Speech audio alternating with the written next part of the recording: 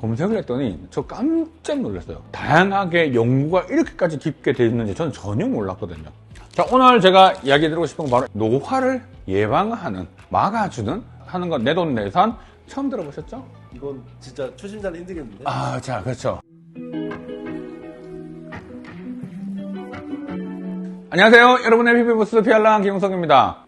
제가 요즘 너무 많이 피곤해서 늘 먹는 영양제가 있습니다. 제가 라이브를 할 때마다 너무 많은 분들이 여쭤보시더라고요. 그래서 오늘 제가 이 영양제를 전격 공개하는데 노화를 예방하는, 막아주는 하는 건 내돈내산 영상 끝까지 시청해 주시길 바랍니다. 첫 번째는 단연코 제가 가장 중요하게 생각하는 건 바로 비타민 C입니다. 자, 비타민 C는요, 사실 저는 그냥 파우더로 된 형태로 드시게 되면 사실 엄청 시기도 하고요. 막 속도 쓰리기도 하고요. 생각보다 흡수가 잘 안 되는 문제 때문에 내가 먹었던 용량만큼 그대로 체내에 100% 흡수가 돼서 이게 다 활용되는 게 아니다 보니 더 많은 용량을 먹어야 된다는 단점들이 항상 있습니다. 저는 항상 먹는 게 바로 리포점 형태의 비타민 C입니다. 리포점, 비타민 C가 뭐냐? 비타민 C는 수용성이죠. 그런데 우리 몸에 뭐든가 흡수가 될 때는 수용성의 형태보다 지용성의 형태가 훨씬 더 흡수가 잘 되게 돼 있거든요. 그러니까 이런 수용성, 비타민 C를 이렇게 지용성으로 막을 쌓아놓는 것이 리포점입니다. 즉 안쪽은 비타민 C가 들어가 있고 리포점으로 둘러싸 있게 함으로 인해서 좀 더 체내에 쉽게 흡수가 되게끔 만들어주기 위한 방법인 거죠. 그래서 소량을 섭취를 한다 하더라도 상당히 흡수율이 좋기 때문에 농도가 빠르게 올라갈 수 있다는 장점이 있어서 저는 리포점 형태의 비타민 C를 항상 섭취를 하고 있습니다. 그냥 이렇게 알약으로 되어 있어요. 알약으로. 1일 섭취량 2캡슐에 1600ml. 그럼 두 알이 1600ml구나 라고 적혀 있잖아요. 자, 이거는 모든 비타민C의 용량이 다 다르게 적혀 있으니까 지금 드시고 있는 비타민C 뒤에 있는 걸 한번 보시고요. 저는 하루에 보통 3알에서 4알을, 3알, 4알, 3알, 4알을 그냥 지표현대로 먹습니다. 그래서 보통 그냥 4알, 4알 생각하면 거의 6400 복용하는 건데 6400이 들어왔다 6400이 다 들어오는 게 아니라 또 거기서 또 흡수율이라고 하는 게 있으니까 한 80% 정도가 흡수가 된다고 생각을 하고 섭취를 하고 있습니다. 하루에 3000ml 이상 복용하는 걸 권해드리고요. 저는 거의 한 6000ml 정도 복용을 하죠. 처음부터 너무 고용량을 복용을 하게 되면 위장장애, 설사 등등의 문제가 생길 수 있으니 천천히 증량을 해야 하는 것을 추천해드립니다. 이렇게 해서 아예 액상 형태로 나와 있는 비타민C, 리포조말 비타민C 이렇게 적혀 있는 것들도 있죠. 우리 피디님 터지니까 이거는 이런 거 살살 해갖고 탕 터지거든. 나 입에 갖다 대. 돼야 돼. 자, 되고 아니 딱 쭉쭉쭉 빠드세요.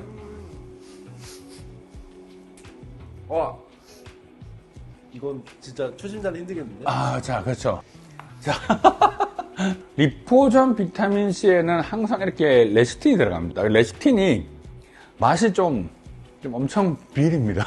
개인적으로 이렇게 액상을 좀 먹기가 힘들더라고요. 그래서 근데 훨씬 더 흡수율도 좋고 저는 개인적으로 이거 한번 맛이 적응되고 나면 괜찮으니까 그냥 편하게 드시는 목적으로는 나쁘지 않습니다. 그래서 흡수율이 훨씬 높은 비타민을 복용하는 게 좋다. 그래서 리포점 비타민 C를 추천드립니다.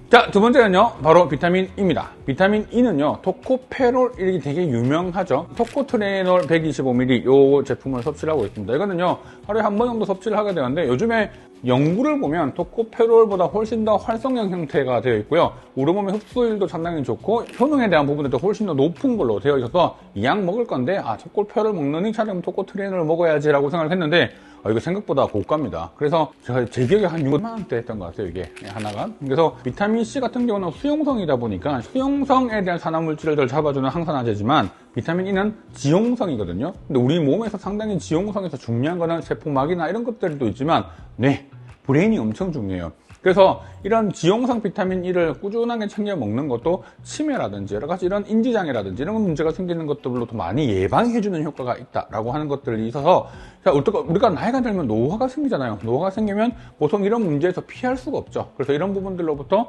상당히 중요한 것들이 바로 비타민 E, 이런 지용성 비타민 E다라고 생각을 해서 꾸준하게 복용하고 있고요. 비타민 C와 비타민 E를 함께 복용하는 게 훨씬 더 시너지 효과가 있기 때문에 비타민 C도 리포점 형태의 비타민 C를 복용하고 비타민 E 같은 경우도 더 활성 형태인 토코트리에놀로 저는 섭취를 하고 있습니다. 자, 세 번째는요, 바로 아이오다인입니다. 아이오다인 하면 처음 들어보죠. 네, 40대 이후는 아십니다. 여우들하고. 자, 여러분들 주기율표 기억나시죠? 17족에 해당하는 그 할로겐족이라는 게 있거든요. 불소, 염소, 부롬, 아이오다인, 아스타틴. 옛날 다 배웠던 거죠. 아니, 마이너스가 들어간다는 거 하나가 기본적으로 마지막 그 17쪽의 특징이에요. 이런 것들은 거의 성격이 비슷해서요. 이 서로가 서로를 지원하는 역할을 가지고 있습니다. 어떤 우리가 뭐 이런 카페트라든지 이런 것들 들어가 있는 여러 가지 난연제라든지 이런 것들이 호르몬을 교란시키고 문제를 일으키게 한다라는 이야기가 이미 너무 잘 알려져 있잖아요. 그런 것 중에 가장 대표적으로 쓰였던 것들이 브롬입니다. 여러분들 밀가루에 색을 좀 밝게 만들어주게끔 하는 그런 것들도 다 브롬이죠. 우리가 생각보다 많은 브롬에 대한 노출이 많다 보니까 뭐 자가 면역 질환이라든지 이런 것들이 문제를 일으킬 수 있는 경우가 많아서 같은 칼로겐족에서 성격이 비슷해서 많이 들어오면 얘가 들어와서 얘들을 밖으로 빼내주는 역할을 하는 거죠. 그래서 전 세계에서 가장 많이 이 요오드, 아이오다인을 섭취를 하는 나라가 바로 일본이죠. 해조류를 섭취하는 양이 많다 보니까 아이오다인 양이 상당히 많은 걸로 되어 있고요. 현재 나와 있는 조사는 12.5mm에서 25mm까지 하루에 복용하는 것을 문제가 되지 않는다라고 되어 있습니다. 하지만 우리 바다에 지금 여러 가지 뭐 방사능의 문제라든지 상당히 많이 이런 것들이 오염되어 있죠. 근데 거기에 우리가 해산물을 섭취를 하게 되면 그런 것들로부터 오염되어 있는 물질을 섭취를 할 수밖에 없고요. 근데 우리 몸에 필요한 아이오다인은 우리가 요오드의 127의 형태고요. 그 다음 우리가 방사선 동위원소는 I131입니다. 자, 근데 우리 몸은요, 이런 방사선 동위원소인지 우리가 필요한 건지를 감별을 못하죠. 자, 그래서 어떻게 하느냐? 바로 아이오다인을 그냥 섭취를 해주는 겁니다. 하면 내 몸의 모든 그런 수용체에 이미 좋은 아이오다인이 쫙 붙어 있으면요, 외부에서 들어오게 되는 방사성 물질이나 오염된 것들에 대한 것들로부터 보호를 할 수 있는 역할을 한다는 거죠. 그래서 저는 이건 거의 매일 꾸준하게 섭취를 하고 있습니다. 가장 이런 요오드가 많이 필요한, 아이오단이 많이 필요한 장기 중에 하나가 뭐 갑상선, 전립선, 유방 이런 장기들이에요. 그래서 이런 장기들로부터 상당히 우리가 요오드, 좋은 요오드가 들어오면 안 좋은 걸로부터 어느 정도 예방할 수 있는 역할을 하고 있기 때문에 저는 꾸준하게 섭취를 하고 있습니다. 자, 주의하셔야 될 게 있습니다. 갑상선 질환이 있으신 분들, 특히 갑상선이 항진되어 있는 분들의 경우는 요오드를 그냥 무조건 섭취를 하시는 것보다 반드시 호르몬 검사를 통해서 전문의 선생님과 상의를 하신 후 복용 여부를 결정하셔야 되고요. 특별히 난 이상이 없고 문제가 없는 경우라고 한다면 저는 12.5mg을 추천을 해드리고 하루에 하나씩 먹고 있습니다. 그리고 갑상선의 기능이 정상이지만 내 몸에 들어와 있는 실제로 활동하는 갑상선이 있고 기능을 제대로 하지 않는 갑상선 호르몬이 있거든요. 그런 밸런스 이런 것들을 보는 것들도 있는데 그런 밸런스가 거의 검사를 해보면 다 무너져 있어요. 활동을 잘하는 형태의 갑상선 호르몬을 좀 더 활성화시키기 위해서 필요한 것 중에 하나가 또 아이오다인입니다. 요오드. 그래서 여러분들의 그런 것들 때문에 저는 좀 더 꾸준하게 건강을 위해서 섭취를 하고 있는 대표적인 영양제입니다. 처음 들어보셨죠? 그 다음은 제가 중요하게 생각하는 건데요.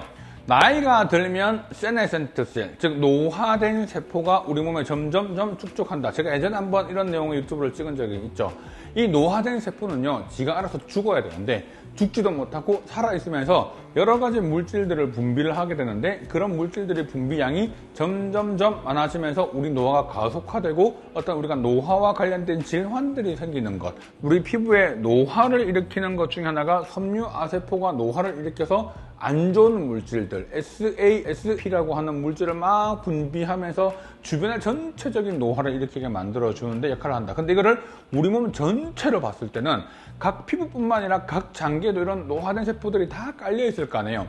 그래서 이 노화된 세포를 없애는 방법의 시도들이 상당히 지금 많이 연구가 되고 있고요. 첫 번째, 노화된 세포에서 물질이 분비가 되는 SASP를 억제시켜주는 거. 그래서 여러 가지 나쁜 신호를 여러 세포에게 주지 않아서 잡아주는 방법이 하나가 있고요.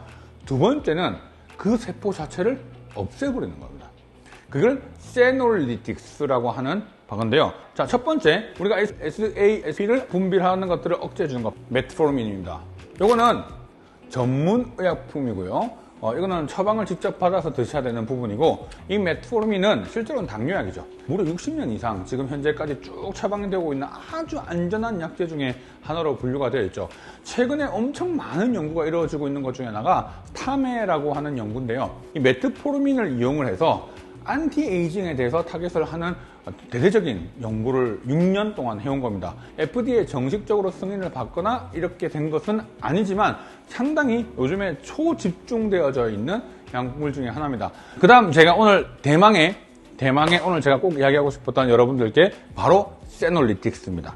노화된 세포 그 자체를 없애주기 위한 방법의 시도가 너무나도 많이 있고 지금 약물 개발들이 무려 40개 이상들이 막 지금 밝혀졌어요. 검색을 했더니 저 깜짝 놀랐어요. 다양하게 연구가 이렇게까지 깊게 되어 있는지 저는 전혀 몰랐거든요. 근데 하나는 알고 있었는데 콜세틴, 그 다음에 하나는 비세틴입니다. 자, 오늘 제가 이야기 드리고 싶은 건 바로 이 콜세틴과 비세틴인데요. 사실 콜세틴은요, 상당히 유명한 성분입니다. 유명한 성분이고요. 저 양파 이런 데 되게 많이 들어가 있는 성분인데 상당히 대표적인 플라보노이드 계열의 성분이죠. 그러니까 플라보노이드 항산화 물질로 상당히 잘 알려져 있는 물질이죠. 근데 이 실제로 상당히 많은 연구에서 지금 노화 예방이나 이런 것들에 대한 연구들도 너무 많고요. 그다음에 뭐 암을 예방한다. 그다음에 우리가 뭐 이런 염증을 완화시켜준다. 뭐 등등등 우리가 항산화로서 가지고 있는 특징들을 전부 다 가지고 있는 두 가지 물질들이 둘 다 가지고 있습니다.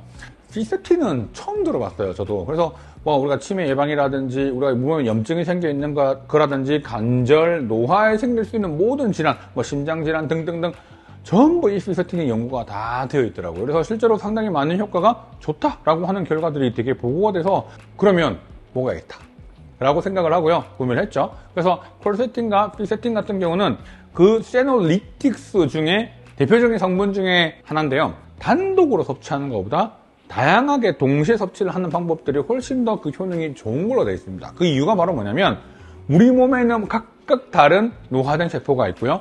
각각 그 노화된 세포는 약간의 기전과 성격들이 전부 다 조금씩 다 다른데 하나로는 그걸 잘 억제를 못하는데 두 개가 들어간다 했을 때는 그게 확 없어지거나 억제가 되는 효과가 분명히 나타난다 라고 하는 것들이 다양히 보고가 되고 있어서 막 처방도 해야 되고 약도 뭐 이런 수고나 번거로움까지 제가 하기는 힘들어서 영양제로서 구매를 할 수 있는 제품들이 뭐가 있을까를 봤더니 콜세틴과 비세틴이었던 거죠. 아직까지는 우리가 유효한 용량, 우리가 권장 용량이 정확하게 잡혀져 있지는 않더라고요.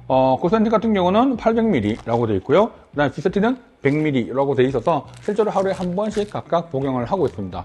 노화를 예방하는 부분들에 있어서 요즘에는 가장 중요한 것 중에 하나가 노화된 세포고 이 노화된 세포를 어떻게 없애냐가 포커싱인데 그거에 대한 부분들로부터 좀 더 증명이 된 제품이다 보니까 이렇게 복용을 전체적으로 하고 있습니다. 자, 어떠셨나요? 오늘 내용 좋으셨다면 좋아요, 구독, 알림 설정 부탁드리고요. 여러분들 댓글에 많이 써주시면 힘이 됩니다. 여러분들 댓글도 많이 써주세요. 자, 이만.